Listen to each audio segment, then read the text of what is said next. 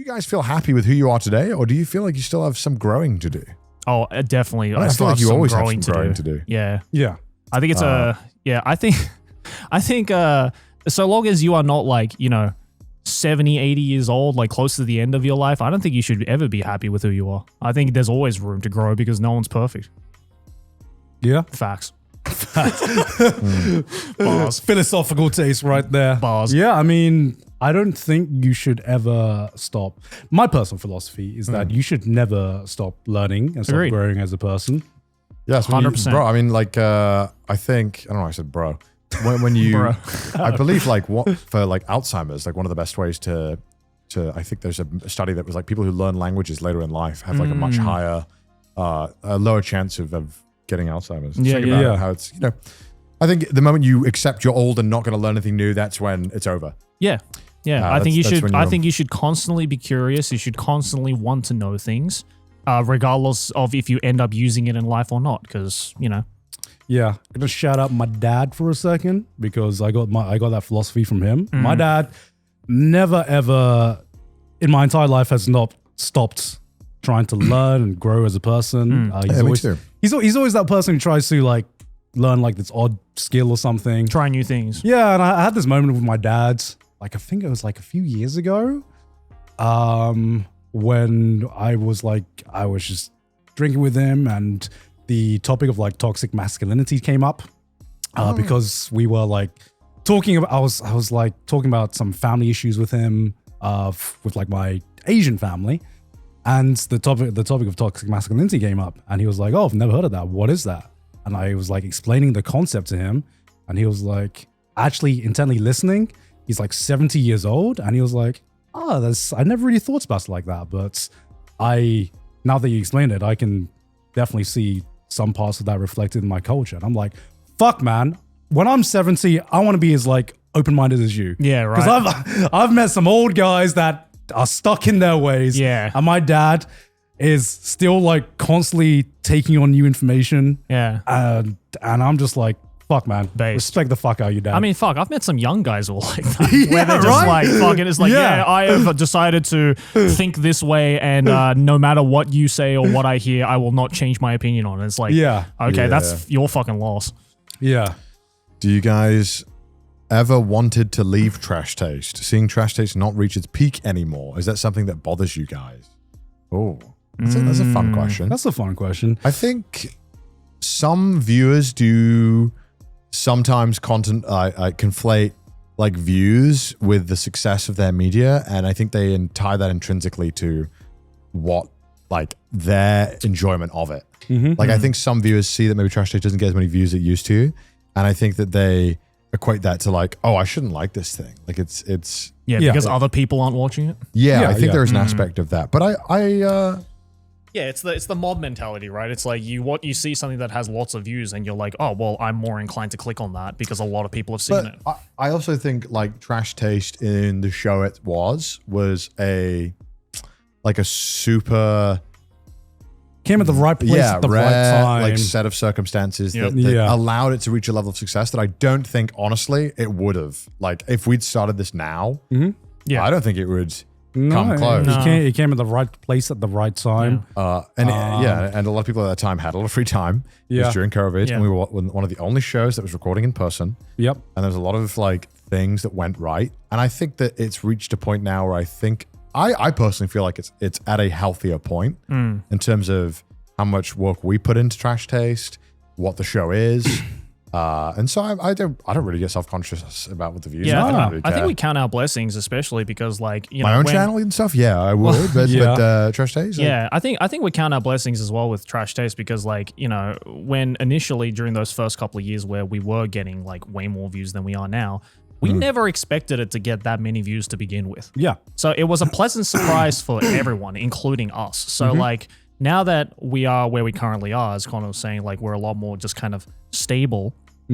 I see that as like, okay, you know what? That's, you know, it's a natural progression, right? And it's like, you can't expect a fucking 250 plus episode podcast to maintain that kind of audience for that long, right? It's Yeah. very, very rare.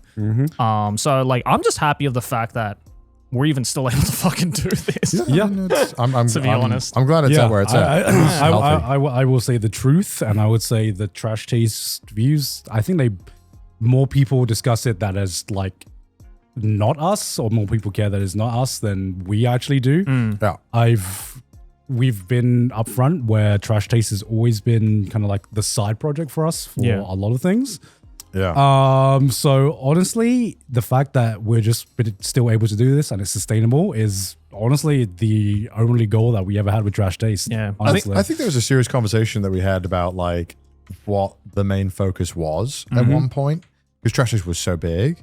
But I think ultimately, I think we all kind of really still valued being able to do our own creative endeavors. Yeah. And I think like, I don't think a podcast was the final goal of life for us. No. Was there ever a point in Trash Taste history where you guys were ready to go full force with Trash Taste? Give up everything to... I think there was, but I think we didn't have the resources at the time to be able to do and like send it in a way that I think it like maybe could have, because like we were putting in so much work on the production side, and we just needed more help to do things. And in Japan, it's just hard. Yeah. It's hard to get Also my personal philosophy always was like, I never wanted to put all of my eggs into one basket anyway. Yeah. So it's like, no matter how busy I got with Trash Taste, I always wanted to value the fact that, you know, I'm doing this thing, yes, and it's generating more money and, you know, more fame and attention than, you know, what I ever would have imagined. I also still value the fact that I can do these other things, because you can never have too many safety nets. Because, you know, what's to say that, you know, the first year of Trash Taste, we're getting like millions and millions and millions of views, and then the next year, suddenly we're just completely falling off. Yeah. You know, that can happen on YouTube, and it has happened to a lot of channels where it just seems like they're on a trajectory to success, and then something happens and it doesn't fall through, you know? Yeah, because I would say that looking back, I think if I put any more time into Trash Taste than we did already, I probably would have started hating it. Yeah. Oh, yeah. Totally. I think the amounts of effort we took into growing the Trash Taste brand, if we put more effort into like doing even more bigger stuff to compete with, let's say, some of the mainstream YouTubers, about how much effort they've grown to put into their kind of like group channels, I probably would have started hating Trash Taste, and I probably would have like burnt out and probably quit. You know, the amount of time we put into Trash Taste as it is, looking back, is the maximum amount of time I was willing to put into Trash Taste, which was still a lot. And please understand, and I want to preface this just in case someone misconstrues it. This is not us saying that, because we're getting lower views, we're half-assing this shit. It's like, no, we're not. We've never half-assed this shit. We will not half-ass this shit. It's just, that's just the nature of the game of being another channel on YouTube, you know?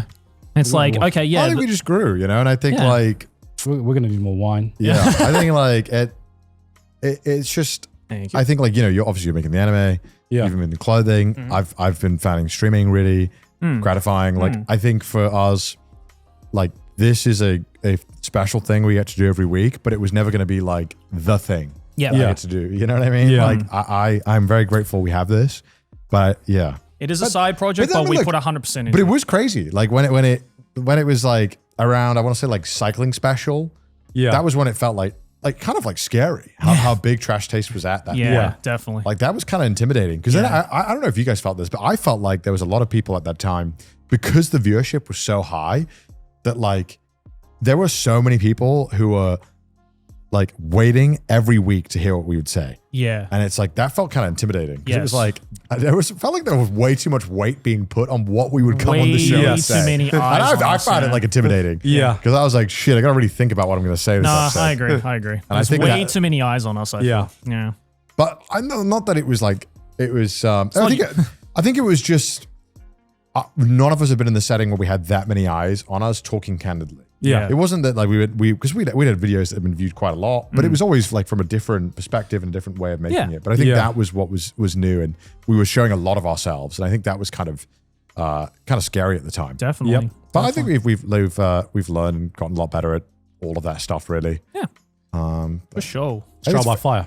It is trial by fire, man. It is trial by fire, and a lot of people have their own opinions on it and stuff. Mm-hmm. But I think it says a lot though that the Trash Taste audience cares more about the views than Trash Taste does. It's like we're fine, guys. I mean, everyone likes a good fall off story. Yeah, of course. Everyone likes. But look, for us, it's like as long as we continue to enjoy doing this, which we do, and as long as you guys who come to watch enjoy watching us, then and I think we're trying to put out good stuff. Yeah, like, we are. We're not like Exactly. I think it is obvious that we've been putting in work to make the show. yeah, we do more not tailored. half-ass it. It's just tough, man. It's tough. There's a lot going on. Yeah.